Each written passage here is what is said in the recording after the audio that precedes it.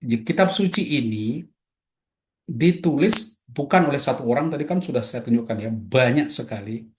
Nah, umumnya dilihat ini ada 5 tradisi, Yahwis, Elohis, Deuteronomis, para imam, ini yang menulis Pentateuch. Lalu ada para nabi, penulis suci.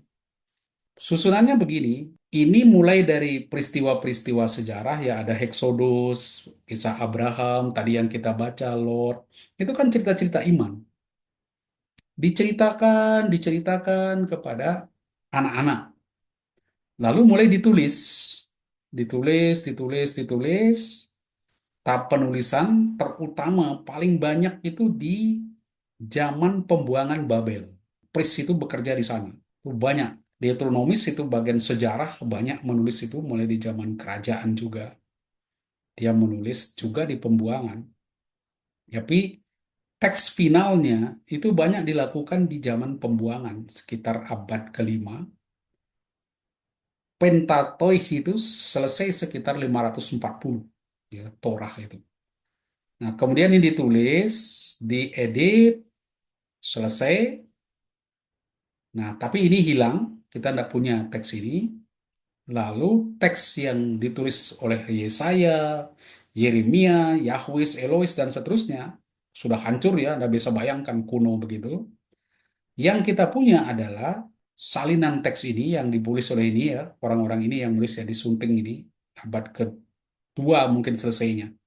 Tapi diselesaikan tuh tahun 500-an. Teks-teks ini ditulis, disalin oleh namanya kaum Masorah, Proto-Masoretik, ini bahasa Ibrani, semuanya konsonan. Belum ada titik, belum ada koma, belum ada ayat, konsonan semua.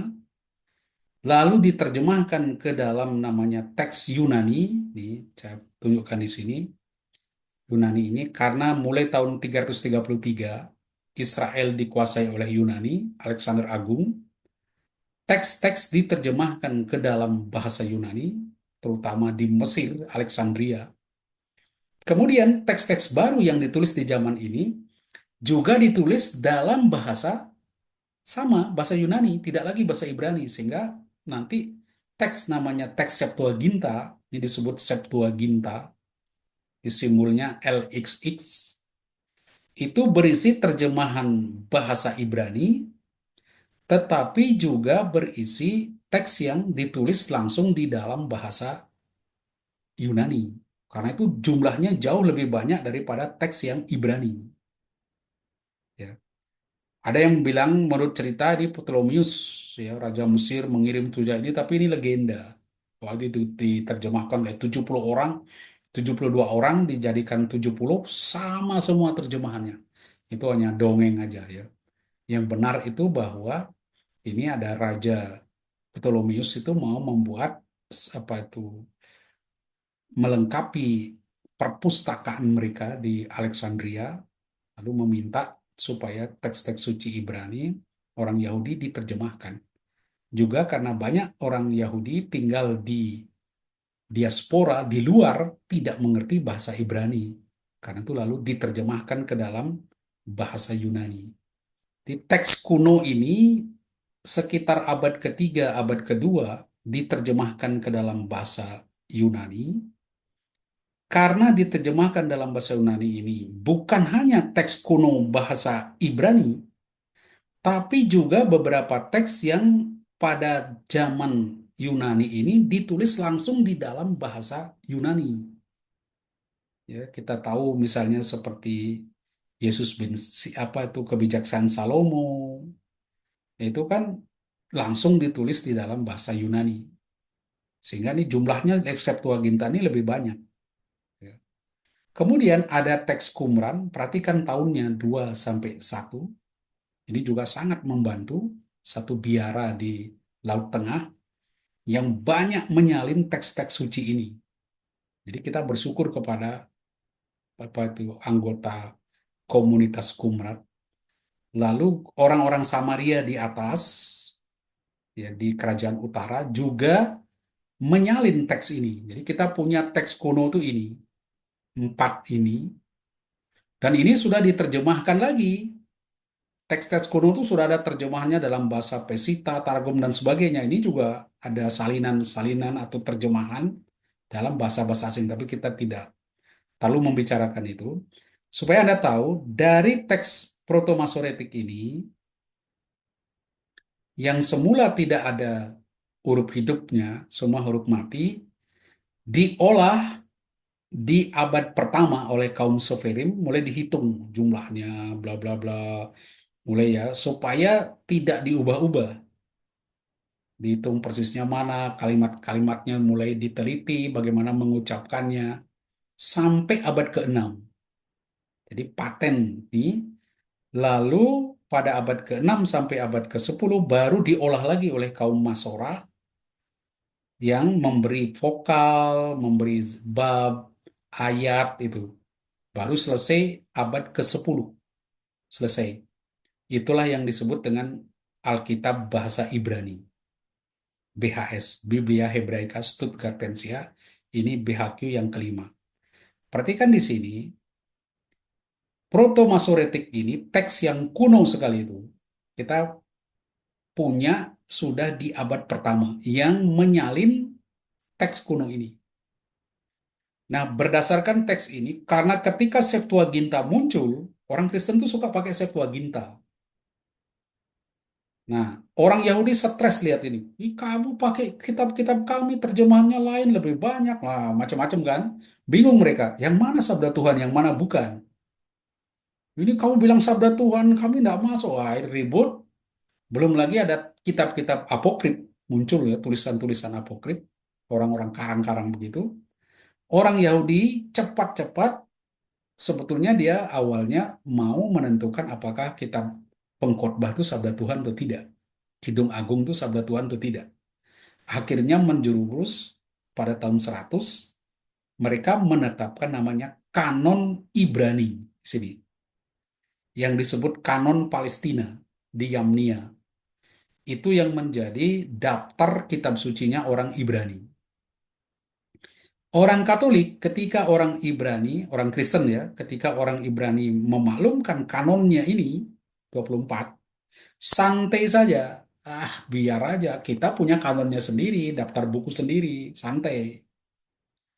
Dapat sempat ya seperti Anastasius mulai menyusun daftar-daftar buku, ya, perjanjian lama apa, perjanjian baru apa. Mereka udah buat daftar-daftar, tapi tidak terlalu pusing menetapkan. Sudah bikin.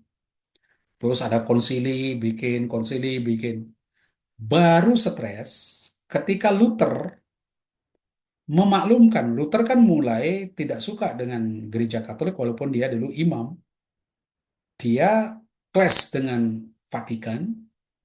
Lalu karena dia melihat gereja Katolik itu tidak punya kanon yang jelas. Walaupun ada daftar, tapi kadang-kadang gereja satu dan gereja lain punya daftar buku berbeda.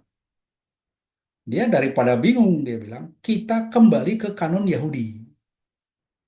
Jadi jangan ikut ini yang dipakai gereja Katolik, pakai yang dipakai oleh orang Yahudi untuk perjanjian lama. Dia maklumkan itu, pengikut saya pakai kanon Yahudi. Wah, stres gereja Katolik. Waduh, Luther ini bagaimana? Banyak teks kita tidak ada di dalam kanon Yahudi. Lalu diadakanlah sidang di Trente tahun 1546 menetapkan kanon yang disebut kanon Alexandria. Kalau ini kanon Palestina, karena ini kan Yahudi. Ini kanon Alexandria karena dari Septuaginta. Nah, otomatis jumlah kitab yang dipakai oleh gereja Katolik jauh lebih banyak daripada yang ada di dalam Alkitab orang Yahudi. Karena orang Yahudi kan cuma perjanjian lama, dan itu pun lebih sedikit karena selesai di sini. Kalau di Septuaginta ini abad kedua pertama pun masih ada buku-buku dalam bahasa Yunani. Karena yang Ibrani tidak mau menerima buku-buku Yunani. Malam, Pak Ya, Paskalis. silakan. Pak, itu untuk taunya itu beneran sabda Tuhan dengan begitu banyak buku, kitab gitu ya. Itu caranya bagaimana, Pak? Nah, caranya gini, jadi ada kriteria di dalam gereja, tadi saya tidak sebutkan. Pertama, dia harus sesuai dengan iman gereja. Jadi iman gereja, gereja kan sudah kan ada struktur mereka di awal kan mereka sudah mengimani, mulai merumuskan iman-imannya. Ya, apa itu di dalam sejak gereja awali Yesus adalah Tuhan, Allah pencipta dan sebagainya. Itu harus sesuai dengan iman gereja. Kemudian dipakai oleh hampir seluruh gereja. Itu. Kan dulu kan sudah ada banyak gereja, kadang-kadang gereja di Surabaya, di Malang, di Jakarta, di Bandung. Dicek, kamu punya anak buku ini di sana? Pakai untuk ibadah. Kamu punya anak? Pakai. Nah, itu dikumpulkan. Semua pakai, masuk masuk kriteria bahwa ini memang apa itu kita akui sebagai sabda Tuhan karena sudah dipakai sejak gereja awali. Kedua, ketiga, penulisannya tidak boleh lebih jauh dari abad kedua, harus punya korelasi dengan para rasul supaya keasliannya bisa dipertahankan. Jadi kalau tidak berkaitan dengan para rasul, ya gimana kesaksiannya itu bisa dikatakan valid? Karena yang memahami kebangkitan itu kan para rasul, yang memahami Yesus, yang mengenal paling dekat kan para rasul. Oleh karena itu, kitab-kitab yang dianggap benar-benar diinspirasikan, benar-benar mewakili kesaksian iman gereja awali, itu harus punya kaitan dengan para rasul. Itu maka teks-teks apokrif itu yang abad kedua, abad ketiga itu nggak bisa masuk ya di dalam pengkanonannya. Itu Oh, ya. oke, oke, makasih Pak. Ya.